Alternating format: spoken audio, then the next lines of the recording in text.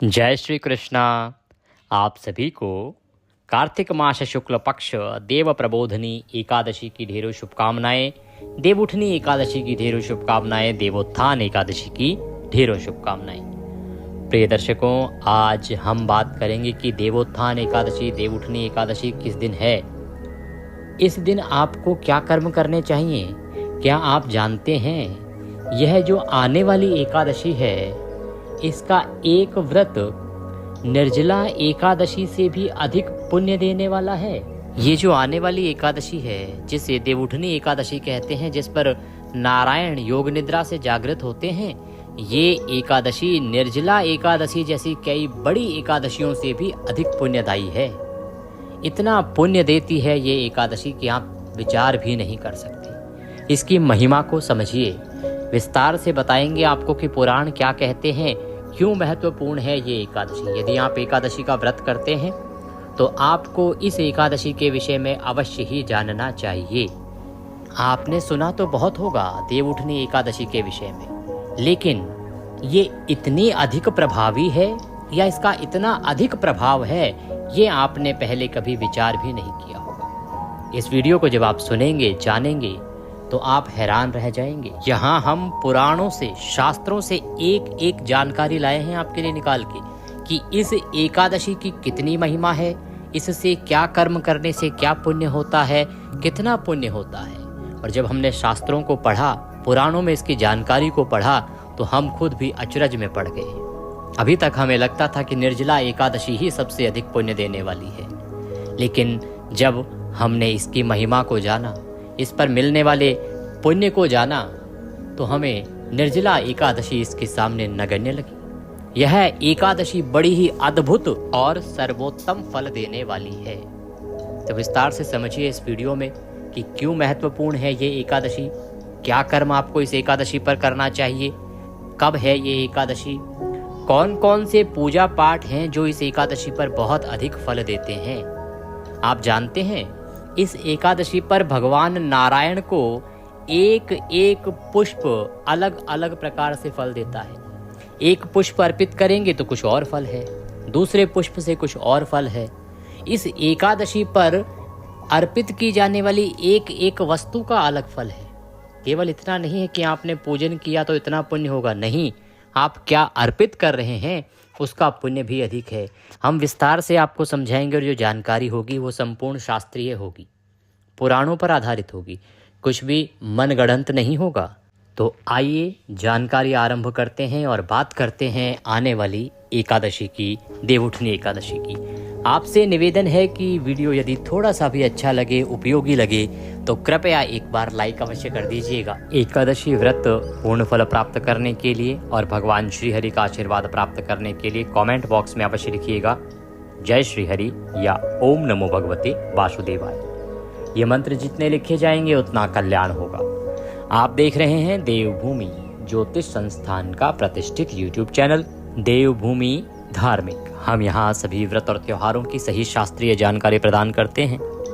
ज्योतिष शास्त्र और पंचांग के आधार पर आपको बताते हैं कौन सी तिथि कब है, व्रत आदि कब करना है, क्या विधि है, क्या नियम है और क्या गलती नहीं करनी है। यदि आप सभी व्रत और त्योहारों की सही शास्त्रीय जानकारी पाते रहना चाहते हैं तो कृपया चैनल को भी सब्सक्राइब कीजिए और बेल आइकन को प्रेस कीजिए। जब आप सब्सक्राइब का बटन दबाएंगे तो वहाँ एक घंटी का निशान बना हुआ आएगा, उसको अवश्य दबाइएगा, तभी आपको हमारे सारे वीडियो प्राप्त होंगे, अन्यथा आपसे जानकारी छूट जाएगी। आइए प्रिय भक्तों, जानकारी आरंभ करते हैं। बात करते हैं सबसे महत्वपूर्ण एकादशी की और उस पर किए जाने वाले एक एक कर्म की, जो आपको अनंत गुना फल प्रदान करता है। क्या वस्तु अर्पित करेंगे, क्या फल प्राप्त होगा, कौन सा पुष्प क्या फल देगा, और फिर ये एकादशी करनी कब है। इस एकादशी को लेके बड़ा संशय है, बहुत बड़ा संशय है इस एकादशी को लेके, क्योंकि एकादशी तिथि अलग दिन है और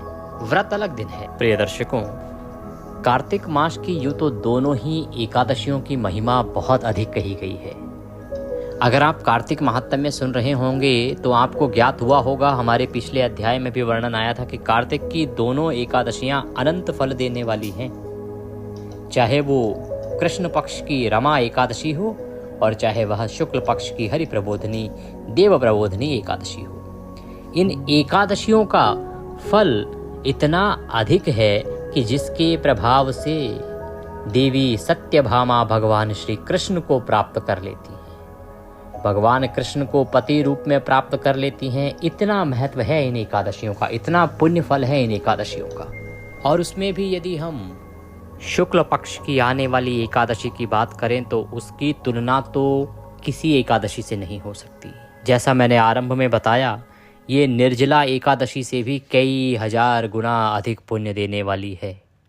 आइए बताते हैं आपको कि इस दिन आपको कौन से पुष्प अर्पित करने चाहिए, किस पुष्प को अर्पित करने से क्या लाभ मिलेगा और क्या कर्म करने चाहिए। इससे पहले जो वीडियो मैंने बनाया था उसमें मैंने आपको बताया था कि इस एकादशी का व्रत करने की विधि क्या है, कैसे ये एकादशी करनी है, इसकी विधि बताई थी और एकादशी कब है ये बताया था।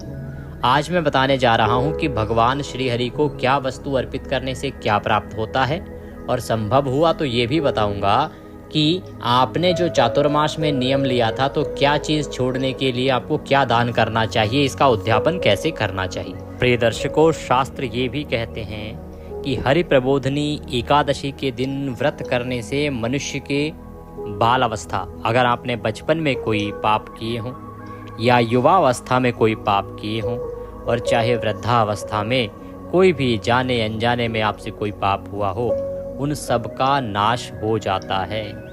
इस एकादशी में रात्रि जागरण का फल चंद्र और सूर्य ग्रहण के समय स्नान करने से भी 1000 गुना अधिक है। समझ रहे हैं आप? सूर्य ग्रहण और चंद्र ग्रहण में स्नान करने का जो फल है ना, वो सबसे अधिक बताया गया है शास्त्रों में, लेकिन इस एकादशी का उससे भी 1000 गुना अधिक फल है अगर आप इस एकादशी में रात्रि जागरण करते हैं तो सबसे आसान जो कर्म आपके लिए मैं बता रहा हूँ इस दिन जो आपको करना चाहिए, वो है इस एकादशी के महात्म्य का श्रवण करना, इस एकादशी की कथा का श्रवण करना। शास्त्र कहते हैं कि यदि इस एकादशी की कथा इस एकादशी के दिन सुन ली जाए तो इस कथा के सुनने मात्र से ही इतना पुण्य मिल जाता है जितना 7 द्वीपों समेत पृथ्वी के दान करने का फल मिलता है। जब आप अनंत गुना अधिक पृथ्वी दान करते हैं, उससे जो फल मिलता है वो केवल भगवान श्री हरि की इस एकादशी की कथा को सुनने से मिल जाता है। तो कम से कम कथा तो आप सुन ही सकते हैं, इतना तो आपको करना ही चाहिए।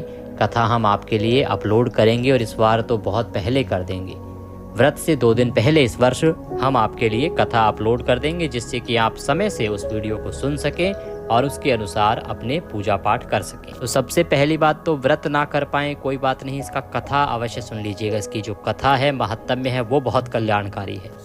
इसके बाद जो एक कर्म बताया गया है वो कहते हैं कि जो मनुष्य भगवान की इस कथा को सुनकर वाचक को अपनी सामर्थ्य के अनुसार दक्षिणा देते हैं, उनको सनातन लोक प्राप्त होता है और अचल लक्ष्मी की प्राप्ति होती है। अर्थात जिससे भी आप ये कथा सुन रहे हैं उसे अपनी सामर्थ्य के अनुसार, जैसी आपकी सामर्थ्य है उसके अनुसार आप अगर दक्षिणा देते हैं तो आपको इस जीवन में लक्ष्मी, अचल लक्ष्मी की प्राप्ति होती है। और जब आप देह त्यागते हैं समय आने पर सभी सुखों को भोगते हुए, तो आपको सनातन लोक हरि के आशीर्वाद से प्राप्त होता है। ये दूसरा कर्म है। इसमें जो भी आप देना चाहें दीजिएगा। मैं केवल ये जानकारी इसलिए दे रहा हूँ क्योंकि मेरे सामने जो पुराण है उसमें ये सब लिखित है। मेरा कर्तव्य बनता है कि मैं आपको दूँ। इसमें से बहुत से ऐसे मेरे दर्शक हैं भी, बहुत से ऐसे हमारे हरिभक्त हैं जो एकादशी पर हमें दक्षिणा भेजते हैं, क्योंकि उसका जो पुण्य है ना वो शास्त्रों में अनंत गुना कहा गया है। और इस एकादशी में तो विशेष रूप से ये एक कर्म के रूप में कहा गया है कि कथा सुनिएगा और कथा सुन के सामर्थ्य अनुसार दक्षिणा दीजिएगा। सामर्थ्य का अभिप्राय है जिसका सामर्थ्य 21 रुपये का है वो 21 रुपये दे, जिसका 1100 का है वो 1100 दे, जिसका 500 का है वो 500 दे, इससे अधिक का है किसी का तो वो अधिक दे। सामर्थ्य के अनुसार आपको दक्षिणा देनी चाहिए। ये ब्रह्मा जी की बात है जो नारद जी को कही गई है। जब आप इसका महात्म्य सुनेंगे तो आप स्वयं जान पाएंगे। इसका वर्णन इस एकादशी के महात्म्य में भी आएगा। इस एकादशी पर जो मनुष्य भगवान श्री हरि को शंख के जल से अर्घ्य देता है उसे समस्त तीर्थों से करोड़ गुना फल प्राप्त होता है। इस एकादशी के दिन जब आपकी पूजा विधि आप देखेंगे ना, पूजा विधि का वीडियो देखिएगा। पूजा विधि के वीडियो में मैं आपको बताऊंगा कि कैसे आपको शंख के जल से भगवान को अर्घ्य देना है। इस दिन भगवान को शंख के अर्घ्य से जल देने से समस्त तीर्थों से भी करोड़ गुना अधिक फल कहा गया है। जो मनुष्य अगस्त्य के पुष्प से भगवान का पूजन करते हैं, उनके आगे इंद्र भी हाथ जोड़ता है। यहाँ मैं अब पुष्प का वर्णन करने जा रहा हूँ कि भगवान श्री हरि को इस दिन क्या पुष्प अर्पित करने से क्या फल कहा गया है। कहते हैं कि अगस्त्य का पुष्प यदि आप इस दिन भगवान नारायण को अर्पित करते हैं, अगस्त से पूजन करते हैं भगवान का, तो ये समझिए कि आपके सामने इंद्र भी हाथ जोड़ के खड़े होंगे, अर्थात इंद्र भी आपकी सेवा में होंगे। इतने प्रसन्न होते हैं हरि कि देवताओं से भी कहते हैं कि ऐसा जो मेरा भक्त है सदा तुम उसके सामने हाथ जोड़ के रहोगे। वह हाथ जोड़ के रहोगे का अभिप्राय ये नहीं कि वो हाथ जोड़ के खड़े रहेंगे आपके सामने। इसका अभिप्राय ये है कि जो भी आपकी आवश्यकताएं हैं, कामनाएं हैं, उनको वो पूरा करेंगे। आप पर किसी भी प्रकार का दैवीय कोप नहीं आने देंगे। शास्त्र आके कहते हैं कि तपस्या करके भी अगर आप भगवान को संतुष्ट नहीं कर पा रहे हैं, आपने बहुत तपस्या की है, तप किया है, परंतु भगवान आपसे संतुष्ट नहीं हुए हैं, तो केवल अगस्त्य पुष्प से भगवान को प्रसन्न किया जा सकता है। जो तपस्या नहीं करती वह इस एकादशी पर अगस्त्य का यह एक पुष्प आपके लिए कर देगा। कहते हैं कि जो कार्तिक मास की इस एकादशी में बिल्व पत्र से भगवान की पूजा करते हैं, वे मुक्ति को प्राप्त होते हैं। बिल्व पत्र की महिमा यूँ तो आप जानते ही हैं, भगवान शंकर पर विशेष रूप से चढ़ाया जाता है बिल्व पत्र। लेकिन कार्तिक मास में भगवान नारायण को, और वो भी आने वाली एकादशी, कौन सी एकादशी है? आने वाली एकादशी है देव उठनी एकादशी, या देव प्रबोधनी कह सकते हैं, हरि प्रबोधनी कह सकते हैं, बहुत सारे नाम हैं।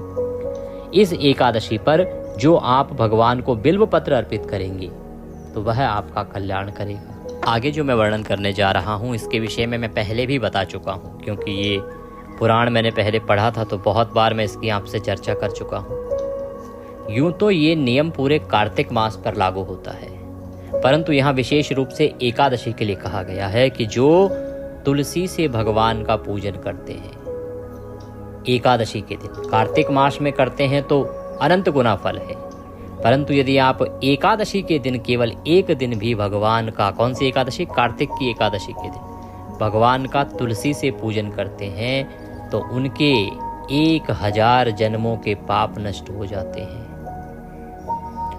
तुलसी दर्शन करने से, तुलसी को केवल स्पर्श करने से, तुलसी की कथा कहने से, तुलसी को नमस्कार करने से, तुलसी की स्तुति करने से, तुलसी रोपण से, जल से सींचने से और प्रतिदिन पूजन सेवा आदि करने से 1000 करोड़ युग पर्यंत विष्णु लोक में निवास करते हैं।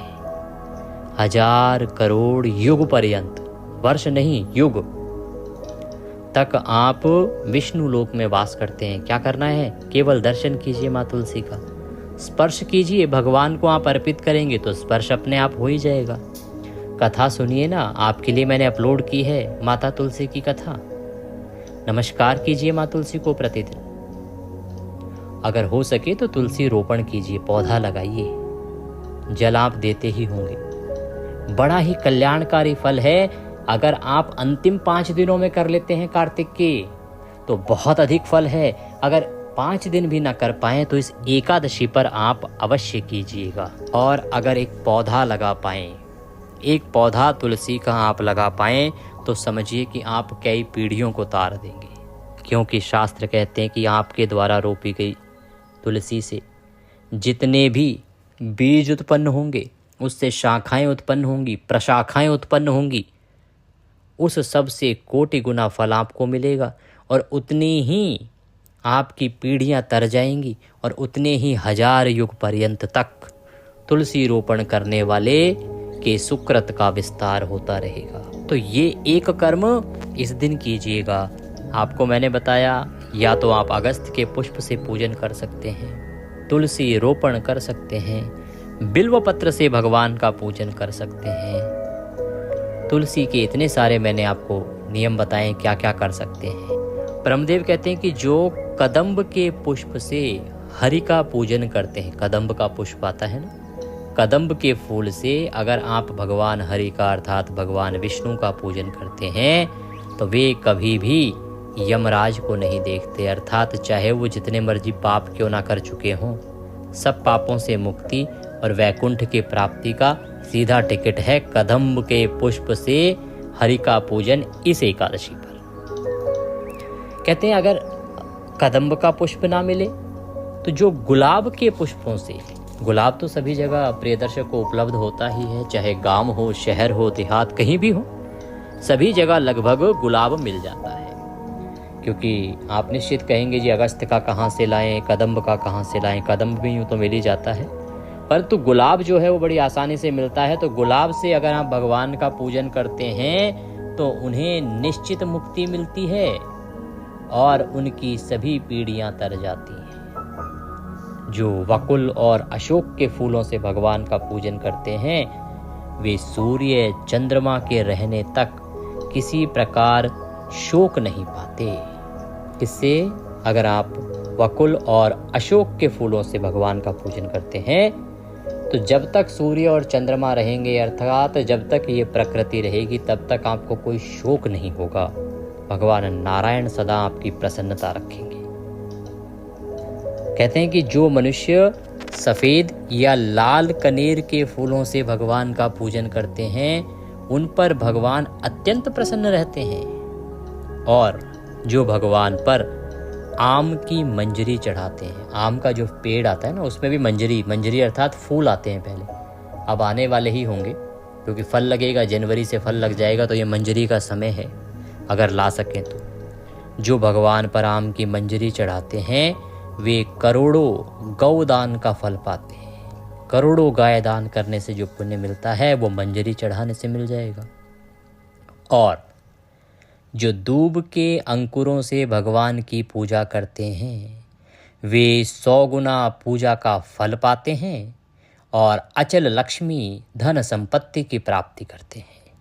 दूर्वा, ये दूर्वा मैं आपको कब से बोल रहा हूँ, मैंने आपको चातुर्मास में भी बोला था। बहुत सारे लोगों ने मेरे कहने से ये नियम लिया भी, मैं आभारी हूँ आपका कि आप भगवान नारायण को चातुर्मास में दूर्वा अर्पित कर रहे हैं। और जो ना कर पाए हो पूरे चातुर्मास वो एकादशी को अवश्य करें। मैं प्रत्येक एकादशी को आपको बताता हूँ कि दूर्वा दल अर्पित कीजिए। और आज शास्त्रीय प्रमाण आपके सामने है। ब्रह्मदेव कहते हैं कि जो नारायण को देव उठनी एकादशी अर्थात देवों के उठने पर, उनके जागृत होने पर दूर्वा दल अर्पित करते हैं उनको धन ऐश्वर्य के साथ वैकुंठ की प्राप्ति होती है। और जो शमी के पत्र से भगवान की पूजा करते हैं उनको महाघोर यमराज के मार्ग का भय नहीं रहता, अर्थात उन्हें यमराज के लोक नहीं जाना पड़ता। और जो भगवान का चंपा के फूलों से पूजन करते हैं वे मनुष्य फिर संसार में नहीं आते।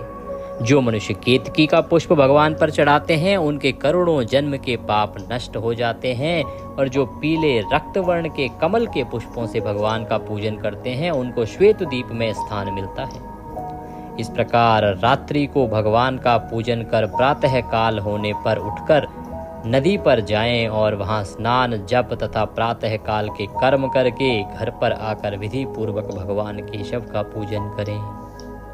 तो प्रिय दर्शकों, ये कौन से पुष्प को चढ़ाने से क्या मिलेगा, और भी मैंने जानकारी दी कि क्या क्या कर्म है जो आपको करने चाहिए। अभी बहुत से कर्म हैं जो रह गए हैं, अभी बताऊंगा तो वीडियो बहुत बड़ा हो जाएगा, आपके लिए भी बहुत समय लेगा। इससे अच्छा है कि मैं और आगे के वीडियो में बताऊं। बहुत सारी जानकारी इस एकादशी से संबंधित है।